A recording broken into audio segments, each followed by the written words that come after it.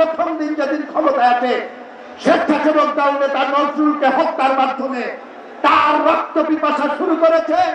আমাদেরকে শত নির্যাতন করে বিএনপির কোন নেতা কর্মীকে পুলিশ বাহিনী, র্যাব, তার দোসররা বিএনপির বিরুদ্ধে, দেশনেত্রী বেগম খালেদা জিয়ার বিরুদ্ধে, তারেক রহমানের বিরুদ্ধে একটি কথাও গত 17 বছর বলতে পারেনি।